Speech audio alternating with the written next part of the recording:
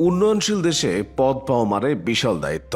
আবার নানা দিক সমন্বয়ের পর মানুষের আকাঙ্ক্ষার সঙ্গে তাল মেলানো কঠিন। তারপরও মন্ত্রী পদটা কেবল রাজনৈতিক নয়, অন্য পেশাজীবী বা ব্যবসায়ের কাছেও চরম আরাধ্য।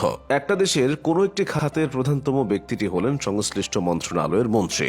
বহুজনের ক্ষেত্রে দেখা যায় মন্ত্রী হতে পারলে পাল্টে যায় জীবনের স্রোত, আবার কারো কারো ক্ষেত্রে জীবন থাকে আগের মতোই। মন্ত্রিসভার সদস্যদের মধ্যে কেউ পূর্ণমন্ত্রী, কেউ আধা বা প্রতিমন্ত্রী, কেউ সিকি বা উপমন্ত্রী। সবার জন্য আছে আলাদা বেতন কাঠামো, রয়েছে ভাতা এবং অন্যান্য সুযোগ সুবিধা। বাংলাদেশের প্রধানমন্ত্রীর মাসিক বেতন 1,15,000 টাকা।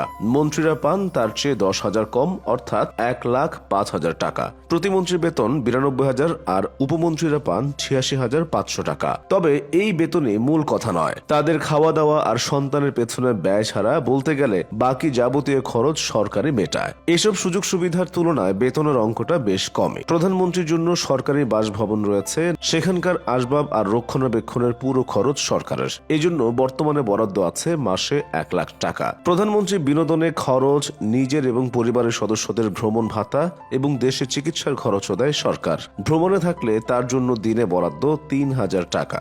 মন্ত্রী, প্রতিমন্ত্রী, উপমন্ত্রীরাও বাড়ি পান। কেউ কেউ বাড়ির বদলে পেয়ে থাকেন অ্যাপার্টমেন্ট, এজন্য গড়ে তোলা হয়েছে আলাদা ভবন। কেউ যদি বরাদ্দকৃত বাসায় না থাকেন তাহলে পূর্ণমন্ত্রী মাসে ভাড়া পাবেন 80,000 টাকা, প্রতি বা উপমন্ত্রী পাবেন 10,000 কম। সে সঙ্গে পূর্ণমন্ত্রীরা আসবাবপত্র কেনার জন্য এককালীন পান সর্বোচ্চ 5 লাখ টাকা, অন্যরা পান 4 লাখ টাকা করে।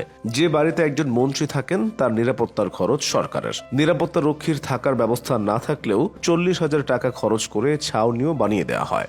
সেই বাড়ির পানি, বিদ্যুৎ, গ্যাস, টেলিফোন বাবদও সবই দেয় সরকার। দেয়া হয় সরকারি খরচে ইন্টারনেট এবং 75,000 টাকার মোবাইল ফোন সেট।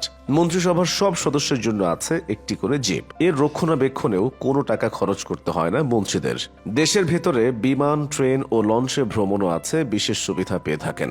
বিমানে চড়তে বছরে বিমা সুবিধা আছে 8 লাখ টাকার। দেশের বাইরে সরকারি সফরের পুরো খরচ সরকারের।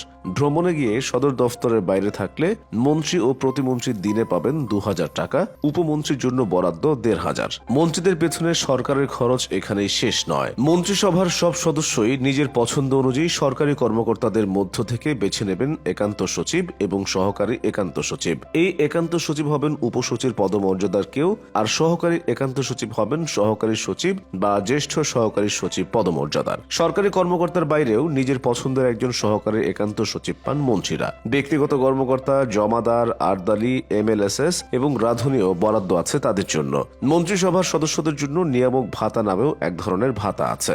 মন্ত্রীর ক্ষেত্রে যেটি মাসে 10,000 টাকা, প্রতিমন্ত্রীর ক্ষেত্রে 7,500 আর উপমন্ত্রীর ক্ষেত্রে 5,000 টাকার। অঙ্কে সবচেয়ে বেশি মেলে স্বেচ্ছাধীন তহবিল। পূর্ণমন্ত্রীর জন্য 10 লাখ টাকা, প্রতিমন্ত্রীর জন্য এই তহবিল 7.5 লাখ টাকার, উপমন্ত্রী পান 5.5 লাখ টাকা। এই অর্থ নিজের ইচ্ছা মতো খরচ করতে পারেন মন্ত্রী, প্রতিমন্ত্রী ও উপমন্ত্রীরা।